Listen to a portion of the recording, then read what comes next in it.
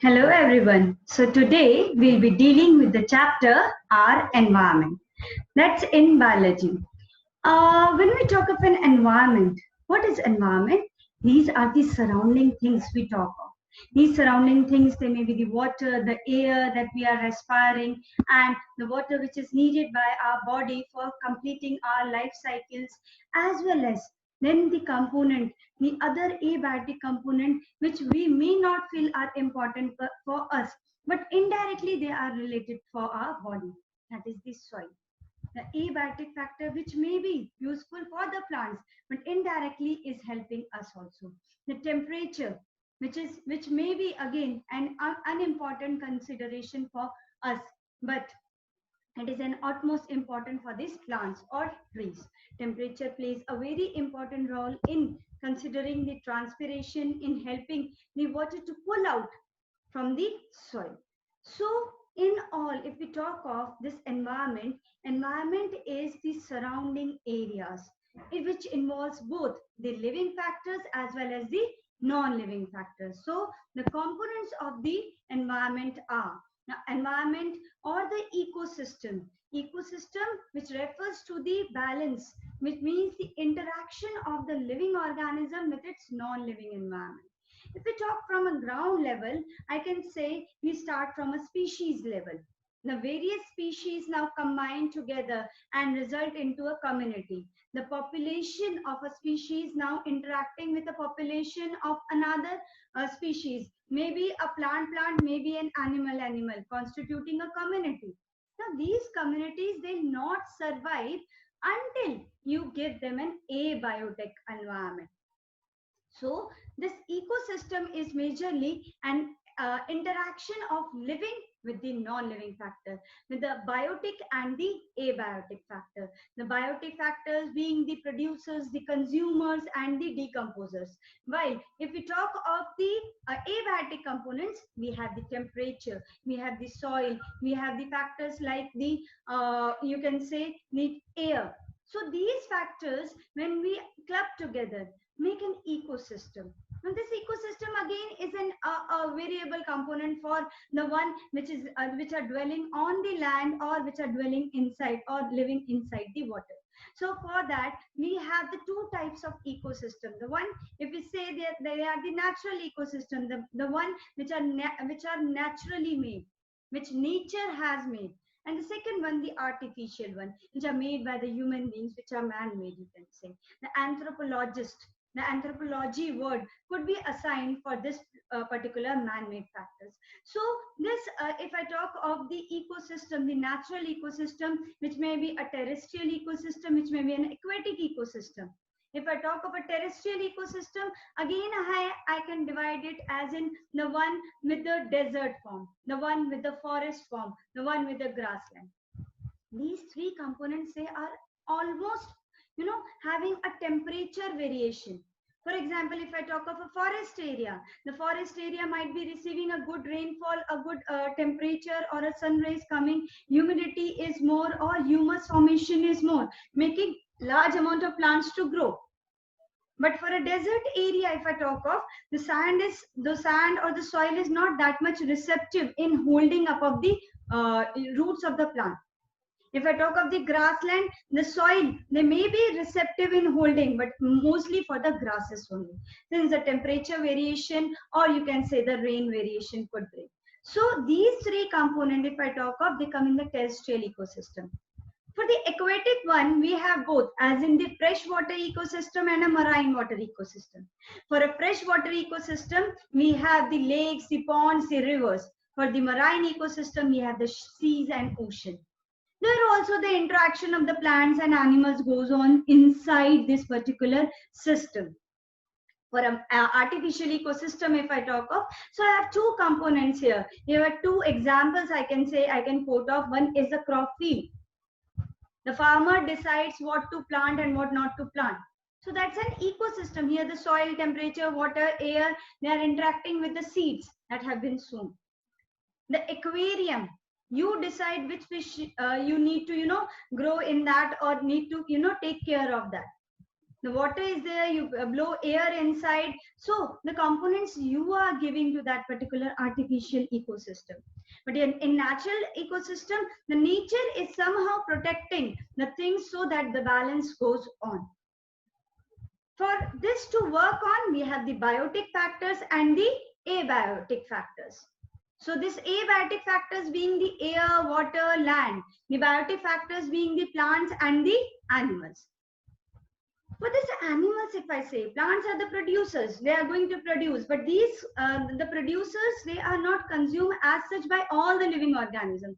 Some consumers, they may be the herbivore, some they may be the carnivores, some may be the omnivores, some depending upon the plants only, some depending upon the herbivores only, and some consumers, they are in the form of decomposers, I can say.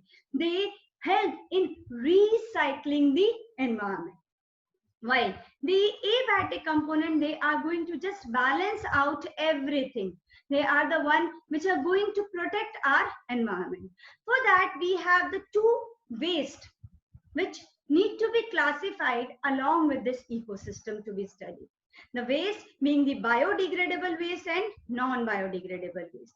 If I talk of this biodegradable, the word says bio. Bio means living. Degradable means which could be converted from complex form to the simple form. So for the biodegradable waste, if I pile up anything, the microorganism will act on and finally will decompose and increase the humus of the soil. But for a non-biodegradable waste, say plastic, no such action could be taken up by the microorganism. The things they'll be left as such. For a biodegradable waste, see, component wise, if we talk of, we find that these waste, they are utmost important, like they will be helping in replenishment of the soil. And non biodegradable, they are actually the waste kind of a things जो हम उनको reuse नहीं कर सकते, या फिर we can say they could not be utilized as such. Okay, but biodegradable waste can also serve as a problem to the environment. What if the heaps and heaps of this waste go on piling up? What will happen? Exactly. The flies will grow, the worms will grow on it. The disease causing worms, the disease causing pathogens, they'll start growing over this particular leftover biodegradable waste. And when the flies, they'll sit on this particular waste, they'll be transmitting the diseases to each and every humankind. So biodegradable waste is a good category of waste, but applying or leaving the waste for a optimum condition or for optimum concentration is comparatively better rather than piling the things into a heap. So the various ways we'll study how this waste, either the biodegradable or non-biodegradable waste, could be separated out and how they could be replenishing and not affecting our environment. So talking of these components, we talked of those components which are actually the abiotic things. But these abiotic things, now the dead things, for me the peel of the orange or of the cucumber or of the fruits or banana is now a kind of a waste for me. But this is going to replenish. But if I talk of a plastic which was being used by the environment for some purpose, but now it has turned into a non-biodegradable waste. Now these components, if I talk of the in case of the terrestrial ecosystem or in case of the aquatic ecosystem, being the producers or the consumers and the decomposers, whatever these things are, they are going to interact, and that their interaction will be in the form of the food chain or a food web. Food chain or a food web. For a food chain, if I talk of, the food chain is the one which always starts with the trophic levels. The food webs always start with a trophic level. What is a trophic level? Trophic level is that stage of a biotic component which serves as an energy source for then another trophic level. for another organism. Producers, they serve as a trophic level. Then the consumers, they are the trophic level. The herbivore is a trophic level. Consumer is a trophic level. The carnivore, the top carnivore, and finally decomposers. So this way, how these particular organisms, they are arranged. So the sequential arrangement, if I say, the step-by-step arrangement of the trophic level in a straight chain. The sequential arrangement of the organisms in a food chain through its trophic level is termed as the food chain. Now, food chain always, we can say, could start with the producers, where the producers, they somehow they are helping in decomposing the environment. But somewhere these the component could be a dead animal also, where the decomposers could act as the second trophic level. For a normal food chain to occur, here you can see the producers, they are going to be consumed by the consumer 1, which is going to be consumed by the consumer 2, then it is going to be consumed by the consumer 3rd. Now this chain goes on, goes on, goes on. This consumption level will it go beyond a large level? Is it like there will be 10, 20 components eating one organism eating another?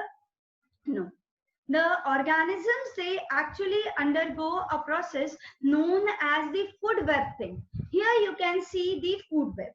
Here you can see a food chain. The producers, they are being eaten up by like the plants. It is consumed by the grasshopper, which is consumed by the rat, which is consumed by the eagle. So here you have the primary consumer, the secondary consumer, the tertiary consumer. Well, here you can see in case of a food web, what happens? There is an interconnection of the food chain. Now, how can we give a balance to these particular things? If we have a food chain in our environment, what will happen? कभी ऐसा दिन आएगा कि if the eagle is feeding up the rat, if the rat population goes down, finally the population of the eagle will also go down. The population of grasshopper will actually go on increasing. As a result, what will happen? The plants will start go on decreasing. So balance of the nature will get disturbed. So just for getting that balance, again, what we have this system, that is the food web. The interlinking food chains are termed as food web, while the sequential arrangement of the organisms in an ecosystem where one is eating the other and is consumed by the other is termed as a food chain. There are advantages of the food web as the organism gets a variety of food, and the energy losses in this case are comparatively less. Talking of the trophic level, if you can see here, then you have the first level as in the producer level, then you have the second level as the consumer level, and then here you can say there may be the herbivore and finally the carnivore. But as you can see, the number of these organisms, it is going on decreasing value. So pyramids are basically, these are the graphical representation of this particular thing. The graphical representation of the food chain. The graphical representation of the trophic level in such a way that producers, they form the base, while the top carnivores, they are present at the apex. So summing up, we have the environment, or the environment is dependent upon these interaction. If the producers, they are going to be reduced, the number of the herbivore will decrease, which will decrease the number of the consumers. So for an ecological pyramid, if the chain goes on increasing, like if there are more than 5 to 6 components, then the energy dissipation will be very high. And there comes a law known as 10% law. This 10% law was given by the scientist Lindemann. Lindemann stated that within every increase in the trophic level, 10% of energy it is lost. And only 90% of the energy is lost, and only 10% it passes from the one trophic level to the another trophic level. So if I have a 10 component, suppose the plant is having 1000 kilojoule of energy, which is being consumed by the grasshopper. Grasshopper will now have 100 joule of energy. Then if 1000, then 90% loss, you will be having a value of only 100.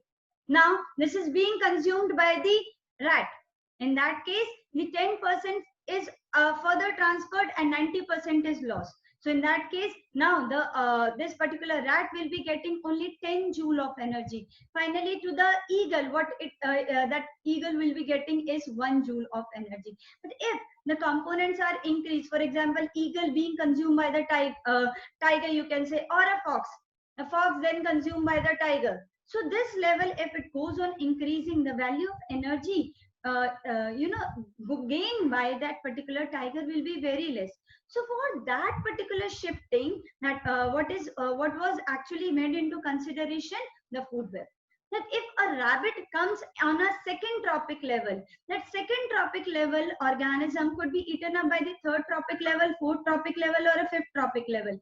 कहीं पे भी कोई भी consume कर सकता है, so that the energy needs they are actually balanced. For example, I just give you a quote of being a non-vegetarian or a vegetarian. If being a vegetarian, producers, they are consumed by the consumer or the herbivore. The energy, if in the herbivore, if in the plant is 1000 joule, the producers, they are consumed by the herbivores. Now the energy will be in the herbivore is 100 joule. But for a non-vegetarian, if I talk of now, it will move. If it is a carnivore, moreover the carnivore or a non-vegetarian person, then the dissipation of energy will be very high. So consumption of food, it goes on increasing. The consumption of food at the lowest trophic level and the consumption of the food at a higher trophic level, it increases just to meet these energies. And this is how the environment is going to balance up. So related to this is the ecological pyramids. For a pyramid of a number, for a pyramid of the biomass, this particular pyramid may get inverted. For example, one tree, it is inhabited by 10 number of birds and is inhabited by 1000 number of pathogens. So it's an inverted kind of a pyramid. But for the pyramid of energy, this cannot be or never be an inverted pyramid. If I say the 1000 joule of energy, the second level will have the 100 joule of energy, and finally the upper one will have the 10 joule of energy. So this is how this balance is maintained in this particular environment. Thank you so much. We'll be leading to the next topic in our next lecture. Thank you.